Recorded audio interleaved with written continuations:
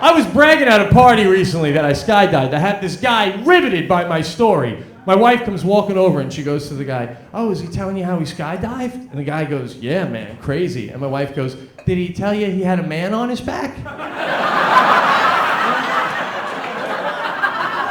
I'm looking at my wife, I'm like, why would you come over here and say that? You're not even in this conversation. I don't even understand. Why would you do that?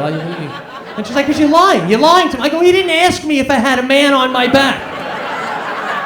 Now the guy's like, "Why would I ask you that? I don't even understand." Now I gotta explain. I'm like, "Yeah, bro, I didn't even have a parachute. I was like a baby kangaroo." Not quite the same story. I was shitting in my pants, man. Oh my. There was like 5 of the guys skydiving, and we all have men on our back. I don't know any of these guys, right?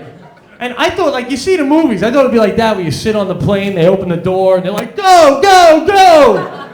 It's not like that at all. You get on this little plane with no seats, and you gotta sit on the floor of the plane, and you gotta put your arms and legs around the man in front of you.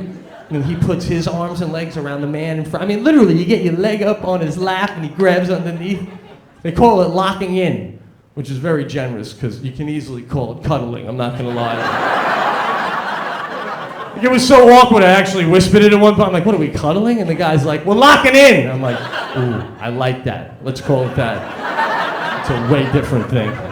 And as we go up, it was really obvious I was scared. I was turning pale, and my guy, he's trying to calm me down. He's rubbing my shoulders. And he's whispering in my ear. He's like, "Who can do this? Who can do this?" "I can." "Yes, you can. Yes, you can."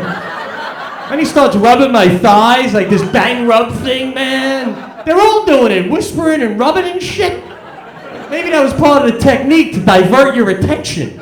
Because by the time that airplane door opens, they're like, "Are you ready to jump?" You know, in my head, all I'm thinking is, get me out of this Turkish bathhouse.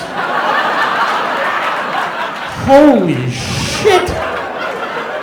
I was never so uncomfortable.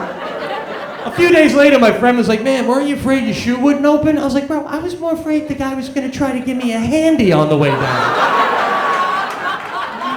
No, you jump out of a plane with another man and there's only one chute and he has control of it. He has control of everything, man.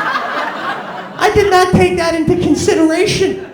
I mean, I could have been flying through the air and I just look up like, "Pull the cord," and he's like, "Give me a kiss." You got a decision to make right there. You got to check once to see if he's kidding around, right? Like, "Come on, pull the cord." He's like, "Give me a kiss." I'm like, "Ah." Oh, yeah. I would tongue it right out, man. Not wasting 2,000 flying feet negotiating if a peck on the cheek is enough.